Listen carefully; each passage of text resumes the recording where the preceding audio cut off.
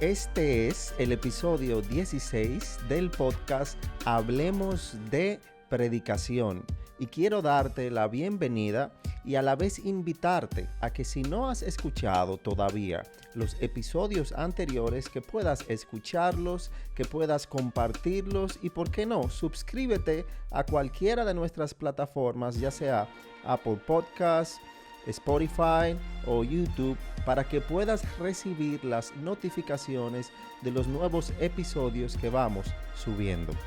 En el día de hoy vamos a hablar de un tema muy interesante, un tema que es muchas veces tratado a la ligera y que a la vez también trae mucha preocupación a las cabezas de los pastores, y es el tema de cómo predicar o cómo enseñar a jóvenes adultos.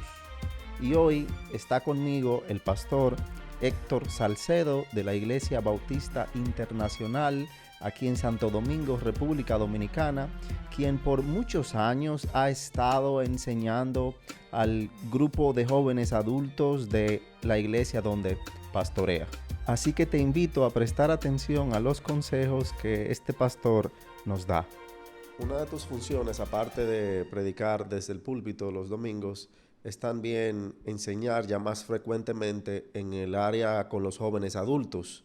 Y aquí yo he escuchado comentarios formidables de jóvenes que hasta son de otras iglesias, y un no creyente también me comentó que él llegó a los jóvenes adultos tratando de hacer amigos, conocer tal tipo de personas, pero ambos me decían, pero lo que me hizo quedarme fueron las enseñanzas de Chacho.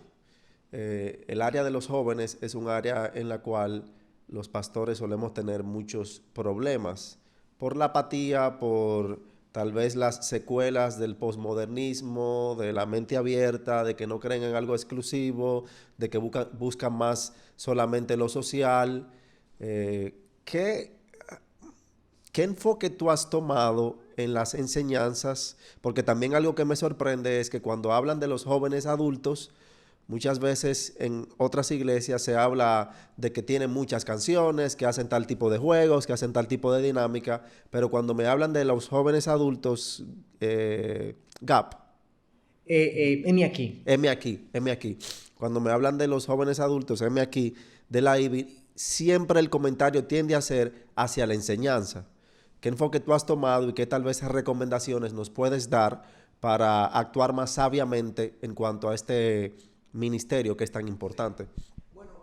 En cuanto a los jóvenes adultos, si nosotros en la IBI tenemos múltiples grupos de jóvenes, tenemos los preadolescentes, los adolescentes, los universitarios y los profesionales, que son el grupo de heme aquí, que es Ministerio de Jóvenes Adultos que Impactan. Ese grupo de heme aquí está constituido por todos aquellos que son mayores de 24 años o ya son profesionales. Usualmente la edad umbral de término es como los 40 años. Es un grupo de un rango amplio, pero así lo hemos manejado hasta ahora. Hemos pensado incluso que debe haber la necesidad, o hay la necesidad de dividirlo un poco, de que quizás haya de 24 a 35 y de 35 en adelante también pueda haber otro grupo, porque es otra realidad. Entonces, en este caso, yo diría, hay diversas cosas que uno puede decir que son parte de nuestra generación, que quizás han sido incorporadas en la enseñanza, y quizás por eso los jóvenes han reportado que se sienten ministrados, que se sienten que la enseñanza es valiosa. Por un lado, pienso que vivimos en una generación muy escéptica hacia las cosas espirituales y escéptica hacia el otro. O sea, vivimos en una época de mucha desconfianza. La gente no confía en general en lo divino, en los líderes, en las autoridades, incluyendo las autoridades y los líderes, los pastores y los sacerdotes y digamos, las autoridades eclesiásticas. Ese escepticismo se siente. Y cuando una gente va a una iglesia por primera vez o por segunda vez, va un poco cerrado, va como en prueba, y alguien me puede decir, pero eso era así, eso ha sido así siempre. Sí, pero hoy es más, es mi percepción. Hoy es más porque vivimos en una época donde sabemos que la ideología filosófica de la época es que la verdad absoluta no existe. Entonces, ese escepticismo nos ha conducido, yo entiendo, que hace necesario que los maestros demos más explicaciones que declaraciones. No es lo mismo un predicador que diga, Jesús es Dios, amén, amén, gloria a Dios, que un predicador que diga, que se dedique a exponer y explicar por qué él entiende que Jesús es Dios. Lo otro es una declaración, lo segundo es una explicación. Y Dios se ha revelado, y Dios en su palabra es muy explícito. Dios es muy convincente, y si nosotros hacemos nuestra tarea, tendremos explicaciones suficientes para presentar nuestros puntos de una manera convincente. Yo entiendo que ese es un aspecto de nuestra generación. El escepticismo imperante, reinante, nos requiere a nosotros que tengamos que dar más explicaciones que declaraciones en nuestra enseñanza. Eso por un lado. Y creo que eso es muy, muy importante. Por otro lado, en segundo lugar, al mismo tiempo que es una generación muy escéptica, es una generación muy superficial.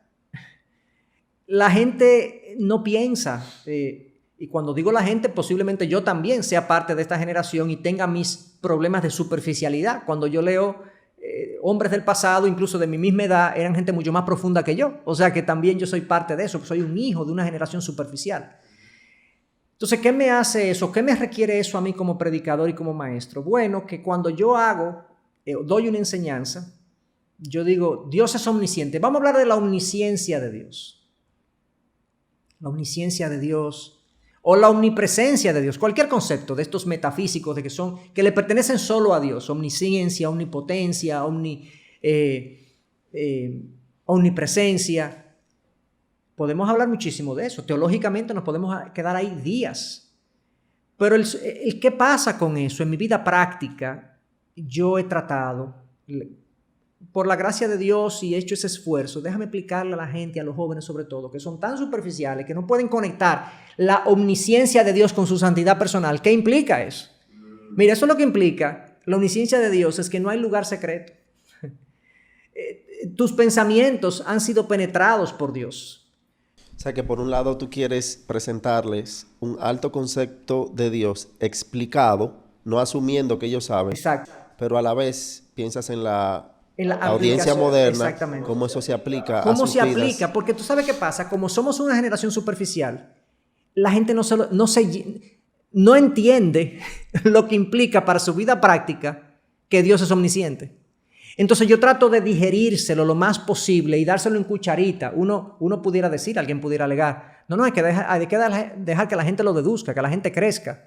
En mi experiencia, a veces no ocurre. ¿Por qué? Porque están tan distraídos con el celular, con las redes, están tan distraídos con tanta información, son tan superficiales y tan intelectualmente perezosos esta generación, que tú le dices una gran verdad y no tiene ningún impacto porque no se la explicaste, no se la aplicaste. Entonces hay esos dos conceptos, lo que yo te decía, más explicaciones que declaraciones y más aplicaciones que conceptualizaciones, para mí son muy importantes a la hora de enseñar.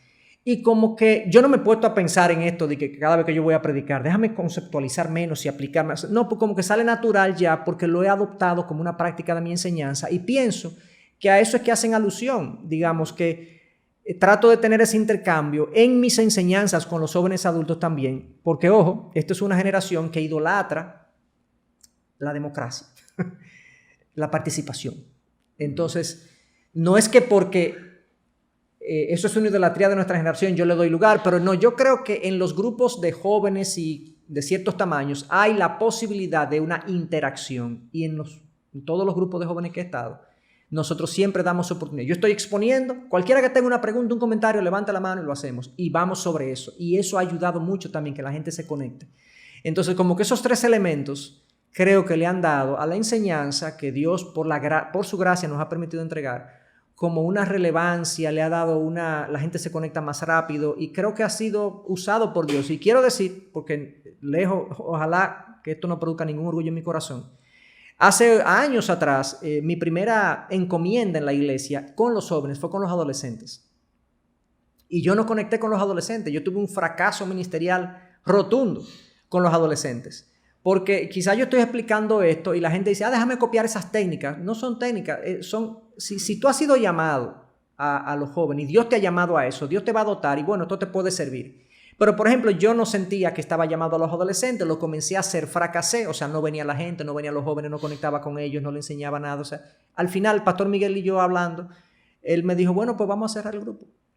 Porque si tú no tienes los dones, tú no tienes el llamado, no hay una confirmación de parte del pueblo de Dios de que esto es tuyo. Bueno, pues, y yo en ese momento dije, bueno, me sentí un poco triste, pero lo entendí y dije, no, si esto no es para mí, esto no es para mí. Entonces eso es muy importante también, que es verdad que todo esto que estamos hablando pueden ser unas buenas técnicas, pero tiene que haber también un llamado que Dios te haya hecho a los jóvenes, un amor especial que Dios haya puesto y una dotación, una capacidad notable para tú conectar y hacer esto posible, lo que yo estoy mencionando, hacerlo posible. O sea que eso también es importante. No es que yo he tenido siempre éxitos en los jóvenes y demás, no, tuve un fracaso grandísimo porque no era mi ámbito, no era mi llamado. Y luego Dios me llevó a los grupos de jóvenes adultos, que sí, donde sí yo entiendo que Dios me ha usado y donde Él ha podido hacer su obra a través del ministerio que hemos hecho. O sea que gloria a Él por su gracia y dotación. Amén. Chacho, muchas gracias por este tiempo, gracias por aceptar la invitación y darnos tantos consejos de mucho valor en la vida práctica del predicador, del ministro. No sé si tienes un último consejo que quieras dar, ya de manera personal, algunas últimas palabras. Bueno, gracias a ti, Ángel, y de verdad que oro porque el Señor haga prosperar en el buen sentido esta iniciativa de llevar enseñanza acerca de la predicación, la enseñanza, es tan necesario. Simplemente decir que todo lo que hemos hablado, la enseñanza, la predicación, todas estas técnicas que hemos mencionado y hecho alusión a, depende mucho de mi comunión y mi relación íntima con el Señor, personal. Si no fluye de un corazón apasionado por Dios y de un corazón comprometido con la causa de Cristo, realmente no va a tener el efecto duradero que uno quiere y Dios quiere que tenga. Entonces es mi exhortación, que nos podemos preparar bien al preparar un sermón y demás, pero lo más importante, yo diría, la base para hacer esto bien, es que revisemos nuestras vidas, nos pongamos a cuentas con Dios, caminemos con Dios, tengamos una relación de crecimiento personal con Él. Y de ahí fluirá, de esa relación personal fluirá entonces una pasión y un asombro por Dios y su palabra que se sentirá en el púlpito, se sentirá en las enseñanzas y será contagioso. Así que es mi exhortación que eso sea como la base, el fundamento de todo lo demás. Hermano, muchas gracias por dedicar tu tiempo a esto y por todos los consejos tan prácticos y centrados en la palabra de Dios que nos has dado. También agradecerte a ti que nos estás viendo o escuchando por tomar el tiempo para estar aquí y te invito de nuevo a que puedas compartir esto y suscribirte a cualquiera de nuestras plataformas digitales. También te invito a que vayas al podcast Columna de la Verdad, donde ponemos prédicas de mi persona y de los predicadores con los que me siento a compartir. Y ya la próxima semana es el giveaway del libro Finanzas Bíblicas, escrito por el pastor Héctor Salcedo. Puedes entrar a la cuenta Columna de la Verdad en Instagram y allí buscar la foto y solamente tienes que etiquetar a 3 personas y así estás participando para ganarte este maravilloso libro. De nuevo, gracias por estar aquí. Hasta la próxima.